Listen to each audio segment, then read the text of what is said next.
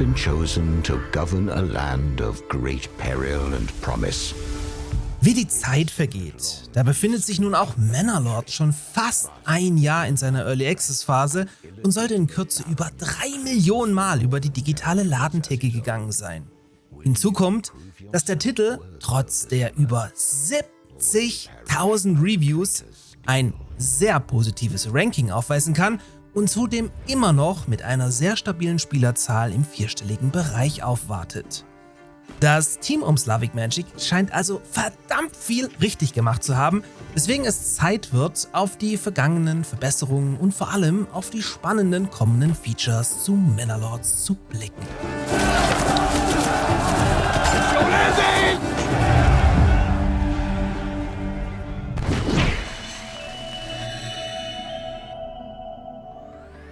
Dieses Video wird euch von Instant Gaming präsentiert, welche Manor für gerade mal 22 € zum Dauertiefpreis für euch bereithalten. Mit einem Kauf um meinen Partnerlink unterstützt ihr dabei zusätzlich diesen Kanal.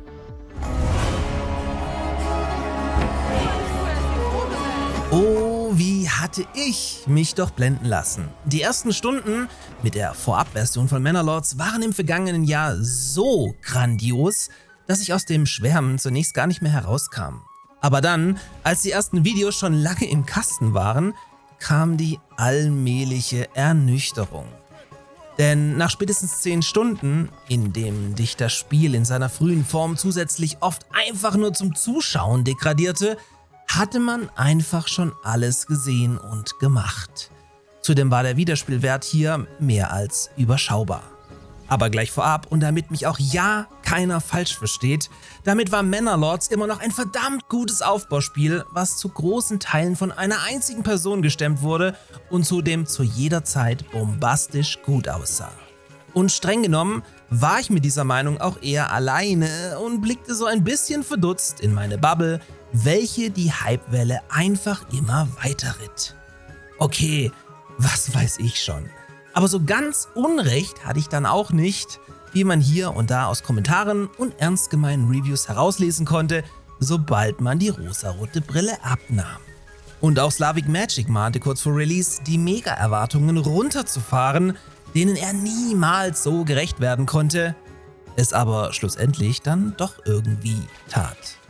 Seither hat sich aber auch verdammt viel getan und das teils leere Spiel von vor einem Jahr ist mittlerweile ein fast völlig anderes und rundum verbesserter Early Access Titel, der nun mit seiner Ankündigung für die nahe Zukunft genau das umsetzen möchte, was sich die Community noch wünschte und auch dank enormer Finanzspritze kein Problem mehr darstellen sollte. Aber der Reihe nach. Nachdem Manor am 26. April 2024 in seine Early Access Phase gestartet war und schon bereits am ersten Tag über 1 Million, beziehungsweise in der ersten Woche über 2 Millionen Verkäufe vermelden konnte, musste sich Slavic Magic als frisch gebackener Neumillionär wohl auch erstmal sortieren. Es sei mir auch gegönnt. Trotzdem dauert es nur 2 Wochen, bis das Spiel auf Version 0.7.96 angehoben werden konnte. Mit den ersten großen Updates konzentrierte man sich logischerweise erstmal auf die aufgekommenen Bugs, konnte aber bereits einige fehlende Animationen wie den Abtransport von Leichen ergänzen und mit neuen Rüstungen für mehr Vielfalt sorgen. Dieser Patch, welcher lange Zeit nur über den Beta-Branch abrufbar war, wurde dann final am 31. Mai für alle Spieler ausgerollt und brachte neben neuen Handelsoptionen auch eine Trauerphase für Hinterbliebene von Toten ins Spiel, in welcher für diese der Wachstum blockiert wurde. Zudem wurde neben dem Lord eine weibliche Lady ergänzt und die Königssteuer eingeführt. Bereits hier kristallisierte sich heraus, dass eine Portierung von der Unreal Engine 4 auf die 5 unumgänglich war und man den Fokus daher darauf legen musste, was dann im September auch umgesetzt werden konnte und so auch die allermeisten Performance-Probleme löste. Damit aber nicht genug, wurde Manor um ein komplettes Fischereisystem ergänzt, welches neben neuen Fischteichen auf der Map auch die entsprechende Fischerhütte samt dem Beruf beinhaltete und so die Nahrungsproduktion ergänzte. Darüber hinaus wurde aber auch über Schweine als Nutztiere die Verderblichkeit von Lebensmitteln ergänzt. So verdarb Fleisch und Fisch deutlich schneller als Brot, konnte aber in einer Salzlagerstätte zu langlebigen Würsten weiterverarbeitet werden. Auf Militärseite durfte der neue Armbrustschütze eure Streitkräfte ergänzen. Da sich das Team um Manor-Lords mittlerweile wohl deutlich vergrößert hatte, konnte man am nächsten Update erkennen, was es dementsprechend in sich hatte und dann final nach langer Beta-Phase am 10. Januar an alle ausgespielt wurde. So gab es hier mit High Peaks und Winning River erstmals 2 neue Maps, auf welchen ihr dann auch erstmals Brücken über ebenfalls neue Flüsse bauen durftet. Zudem gab es ein Rework für Minen, durch welchen Bergarbeiter nun die Möglichkeit hatten, unter Tage nach Rohstoffen zu graben. Und damit habe ich die Erweiterungen, Quality of Life Updates und Bugfixes natürlich nur sehr oberflächlich wiedergegeben. Die kompletten Änderungen sind beeindruckend lang und das Spiel ist, wie gesagt, mittlerweile ein völlig anderes. Wenn also bei euch ähnlich wie bei mir damals die Luft schnell raus war, könnte sich eine neue Partie jetzt umso mehr lohnen. Es geht aber auch noch weiter.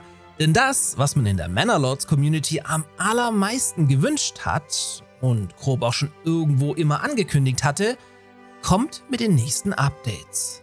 So steht das nächste große Update unter dem Motto Steinburgen, Teufelsberg und Überarbeitung der Progression. Teufelsberg ist dabei die nächste Map, welche einen großen und strategischen wichtigen Hügel in seiner Mitte haben wird, welcher die Landschaft klar dominiert. Und was würde sich da mehr anbieten, als auf diesem Teufelsberg eine mächtige Burg zu errichten, was somit das zweite große Feature des kommenden Updates sein wird. Via Burgenplaner solltet dann jedes Modul und jedes Mauerstück einzeln bearbeiten können und auch überall auf Wunsch auf den Mauern Zinnen ergänzen dürfen. Die Burgen kommen dabei in mehreren Ausbaustufen daher, welche durch den Rang des Burgherrn begrenzt sein werden und verfügen zudem über Wehrgang, Tore sowie einen eigenen Innenhof. Inwieweit die Mauern mit Bogenschützen bemannt werden und dementsprechend auch belagert werden können, wurde aber noch nicht verraten. Sollten diese aber mehr als dekorative Goodies werden, kann man in diesem oder spätestens dem nächsten Step mit Belagerungswaffen à la Rambock oder Katapult rechnen.